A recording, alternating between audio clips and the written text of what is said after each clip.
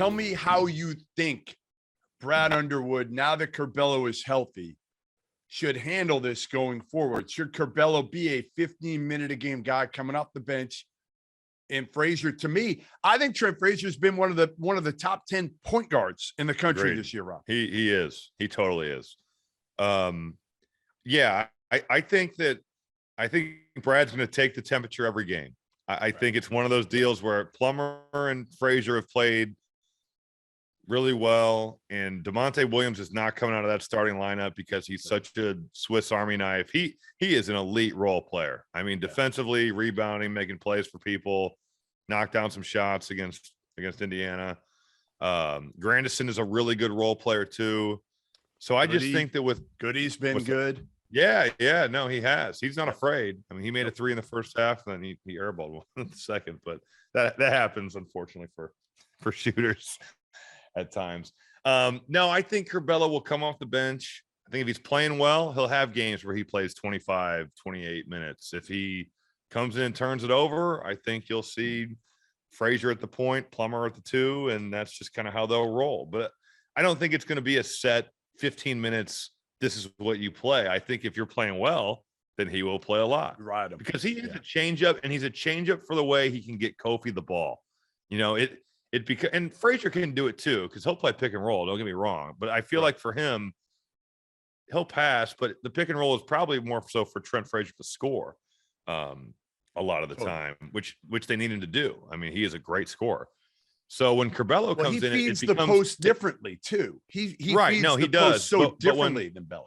Yes, totally. But when Curbelo's on the floor, it becomes less 4-on-1 and way more pick and roll and hit Kofi roll into the rim. It just kind of changes up the look, takes away the ability to post double, and he can now make that pass to the weak side because that weak side defender is worried about Kofi at the rim. So I think that Frazier and Plummer on each wing. No, and Grandison, who's 43, and DeMonte Williams shot 54 last year, but this year is probably 35.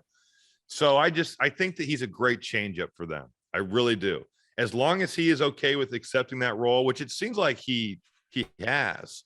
I would say he's been good about it, especially considering how much hype he had in the preseason and non-conference before he got hurt.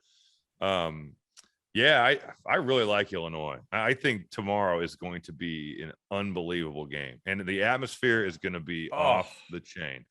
So I do think, but I really like Illinois' team. Brad has got to be in the conversation for Big Ten and National Coach of the Year with the injuries he's dealt with, and I think if you asked a week ago, you'd say Greg Gard's got that locked up.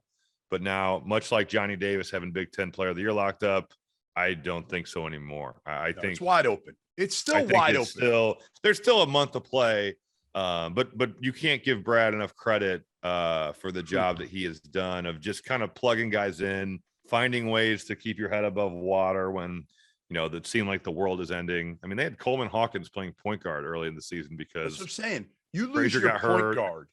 When you lose your point guard, usually you're done. Well, he's lucky that he's got so many good guards. Plummer, a great addition. He's been from a shooting perspective, and he's improving defensively. He still does some things where you're like, this dude doesn't guard all that well.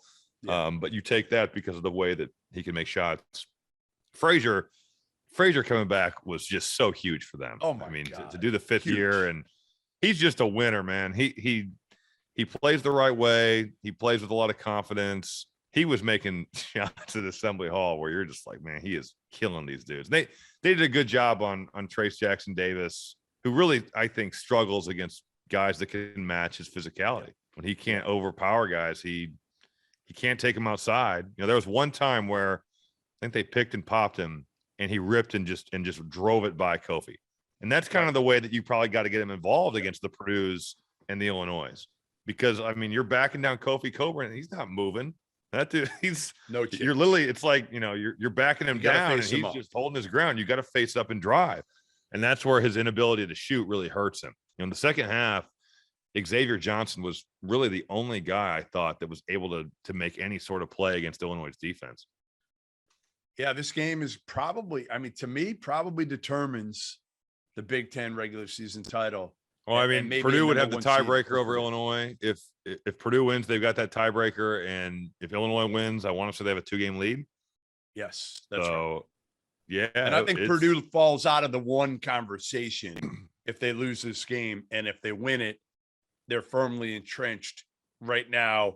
Because I think whoever wins the Big Ten, maybe not Illinois because they kind of stubbed their toe early a little bit. But if Purdue wins the Big Ten regular season title, I think they're a 1 seed. I want to say Purdue right now, though. I will say I think Lunardi's got them as the number 3 team in Overall, like number 3 overall. I do too. Yeah, I do. And you're looking at who they've got left at Michigan State, at Wisconsin, Indiana. The rest of the games are, Michigan away, Maryland home, Northwestern away, Rutgers home. So I wouldn't say take them out of I don't think it would take them out of the 1 seed deal totally. Right. It'd be hard. But I do think that they would probably fall to the 2 with the opportunity to get back to the 1.